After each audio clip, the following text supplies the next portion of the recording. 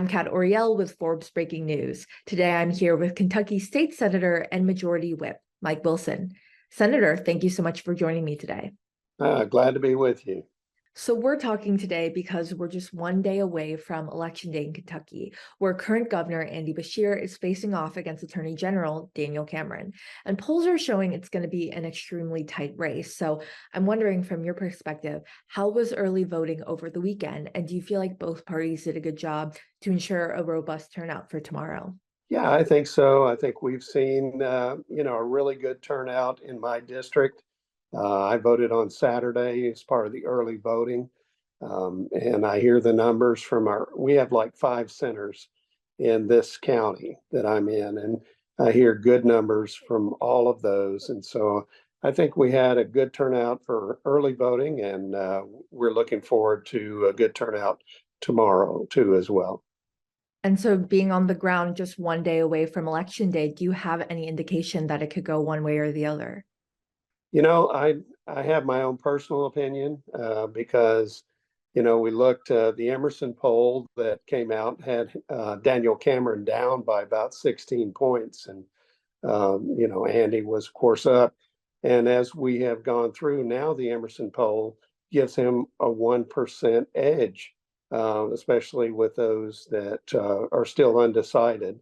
I think about 2/3 of those are going to break Cameron's way. So, and then there's also another poll that he was down 2 points, and now they have him tied statistically, but they believe in the undecideds, he'll probably pull anywhere from 2/3 to 75% of those. So I really think he's going to win. I think it'll be close, but I think Cameron's going to win by 50.5%. Right. And as we know, Republicans tend to skip the mail-in ballots and want to be there on Election Day. Right. That could That's work right. out in Cameron's favor. And online, I've noticed you've been very openly critical of Beshear and supportive of Cameron. So in your experience with working with Beshear, why do you think Cameron would be a better fit for governor over him? Well, I can tell you, he's been Attorney General for the same time that Andy Beshear's been our governor. And, the one thing about us is we have super majorities. We have 31 out of 38 Republicans in the Senate. We have 80 out of 100 in the House. And so we can pass any bill, we can override any governor's veto. But Andy Beshear does not talk to us. He's claiming bipartisanship, but, we vetoed well over 100 of we have overridden well over 100 of his vetoes. And he has, claimed that he lowered the taxes, but yet he never had anything to do with that, didn't talk to us about it. Actually, when we set the mechanism up to be able to do that, he vetoed that. And now that he was running for governor, we met our targets and we lowered it another half point.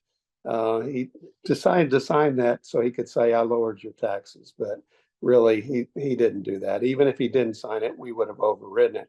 So it'll be nice. Daniel's worked with us in the Attorney General's office. He's shown us that he wants to work with us. And that's what we really need. We need a governor that will communicate with us, that'll work with us with his agenda, talk to us about it so we can work together. And that's why I think he'll be better governor. And what specifically do you hope that he accomplishes if he is to be elected? Well, I know that there are several things. Our students are well behind because of the shutdown of the schools. And we see that. We see a little bit of improvement, but not what we need to. Our third graders are not reading, and certainly that's an indication of high school dropouts.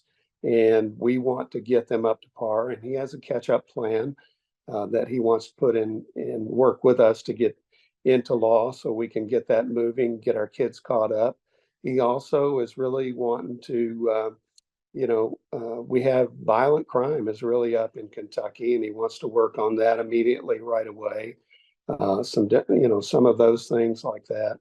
So I think he's got a good plan for when he comes in, and we're looking forward to that. Well, speaking about crime and policing, I know many were outraged by Attorney General Cameron's decision not to charge the two officers involved in the 2020 shooting of Breonna Taylor. And recently, a PAC called Black Voters Matter ran an radio attack ad criticizing him for this decision. So, do you feel like his ruling will affect his chances of winning? It may affect a little bit in Louisville, but I don't think it's really statewide going to affect him. And on the flip side, if Beshear is able to win, what do you think another 4 years under Beshear might look like? Is there any room for agreement with him or anything you would want to work with him on? Well, I remember when he was elected the first time, we had him over to a luncheon of the whole Senate, Democrats and Republicans. We all shook his hand, said, Governor, congratulations. We look forward to working with you. And he has not talked to us. For 18 months, he governed by fiat executive orders until the Supreme Court told him that he had to follow the laws, which we had passed. And so he tried to talk to us a little bit, but he quickly reverted to not talking to us again. So I don't see anything changing in regards to that. Well, is there anything else you'd like to add about what voters should know going into the election tomorrow? Well, I think that if you want a governor that's going to work with us in lowering your taxes and getting violent crime under control, getting your children caught up in the areas where they fell behind because the schools were shut down, and a governor that's not going to be shutting down businesses and churches as Governor Beshear did, I think you need to vote. And you need to vote for Daniel Cameron for governor. That's the end of my questions. Anything else you'd like to add that we didn't already touch on? I can't think of anything. I just think that Daniel is surging at the right time. And now it looks like he has the edge. And I really think everybody likes voting for a winner. So I encourage them to go out and vote for the winner. Senator Wilson, thanks for joining me. Thank you very much. Thanks for having me. I appreciate it.